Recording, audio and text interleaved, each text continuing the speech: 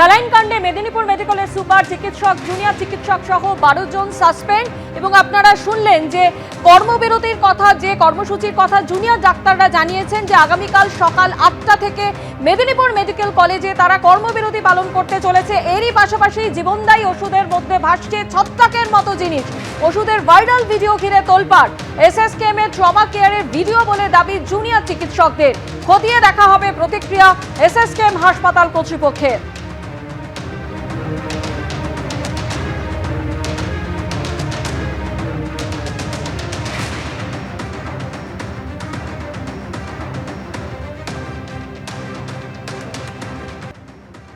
Saline কাণ্ডে মেদিনীপুর মেডিকেলের super চিকিৎসক জুনিয়র চিকিৎসক সহ 12 জন চিকিৎসক তারা সাসপেন্ডেড হয়েছে। আপনারা জানেন নবান্নে আজকে মুখ্যমন্ত্রী ঘোষণা করেন এবং আপনাদের জানিয়ে রাখি আরো কয়েকজনের বিরুদ্ধে কড়া পদক্ষেপ নেওয়া হয়েছে, এফআইআর দায়ের হয়েছে। আর তারই প্রতিবাদে কাল সকাল 8টা থেকে মেদিনীপুর মেডিকেল কলেজে কর্মবিরতি জুনিয়র চিকিৎসকদের। কথা বলবো, আমাদের সঙ্গে রয়েছেন আমাদের প্রতিনিধি সৌমেন চক্রবর্তী। সৌমেন, কিভাবে তারা প্রতিবাদ জানাবেন?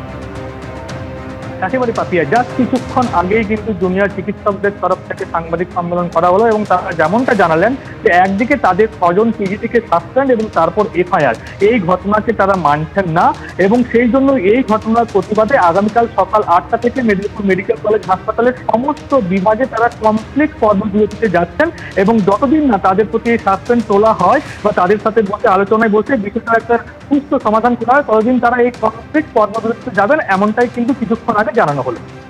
ধন্যবাদ সৌমেন তোমায়।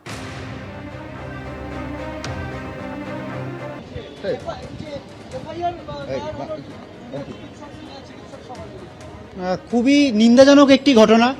পশ্চিমবঙ্গ সরকার এই যে একটা অন্য রাজ্যে ব্ল্যাকলিস্টেড হয়ে যাওয়া রিঙ্গার সিলেক্টেড, যেটা নিয়ে গত 7ই ডিসেম্বর মেদিনীপুর মেডিকেল কলেজের যারা জুনিয়র ডাক্তাররা রয়েছেন তারা সরব হয়েছিলেন, সেই রকম একটা জিনিস চালানোর পর প্রসূতি একজন মায়ের মৃত্যু হলো এবং আরও 3 জন আশঙ্কাজনকভাবে তারা ভর্তি রয়েছেন এসএসকেএমে। এই গোটা দিকটা থেকে এই আজকে আমাদের স্বাস্থ্যমন্ত্রী মুখ্যমন্ত্রী যে সাংবাদিক বৈঠক করলেন, একবারও স্যালাইন সংক্রান্ত রিঙ্গার সিলেক্টর সংক্রান্ত কোনো কথা বললেন না। কেন?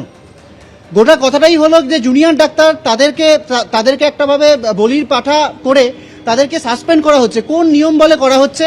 এবং এটা অত্যন্ত ভয়ঙ্কর দিক স্থাপন করছে যে চিকিৎসকেরা সেখানে চিকিৎসা করলেন, যে জুনিয়র চিকিৎসক, ট্রেনি চিকিৎসক, পড়ুয়া চিকিৎসক সেখানে চিকিৎসা করলেন, তাদের নামে নেগলিজেন্সের মতো যেখানে অলরেডি ডাক্তারদের সম্পর্কে, ডাক্তারদের নিয়ে এরকমভাবে ভুল ধারণা এবং মিথ্যা কথা ছড়িয়ে ডাক্তারদের আসলে গণশত্রু বানানোর চেষ্টায় নেমেছে সরকার। এটার আমরা তীব্র নিন্দা করি এবং আসল দিক থেকে আসলে সরকারের কোথায়, স্বাস্থ্য দপ্তরের কোথায় গাফিলতি, স্বাস্থ্যমন্ত্রীর কোথায় গাফিলতি, এই আরএল চলছে কিভাবে এতদিন ধরে, নিম্নমানের অক্সিটোসিন কিভাবে চলছে এতদিন ধরে, বুপিভাকেন যেটা নিয়ে প্রশ্ন উঠছে সেটা স্পাইনাল অ্যানেস্থেসিয়া পশ্চিমবঙ্গ ফার্মাসিউটিক্যালে, সেটা নিয়ে আগে কেন পরীক্ষা হলো না? এতদিন ধরে মে মাস থেকে কেন সেন্ট্রাল ড্রাগ এজেন্সি সে কেন এতদিন ধরে পরীক্ষার রেজাল্ট দিতে পারলো না? এখন এসে বলছে যে আরএলএ কোনো সমস্যা নেই।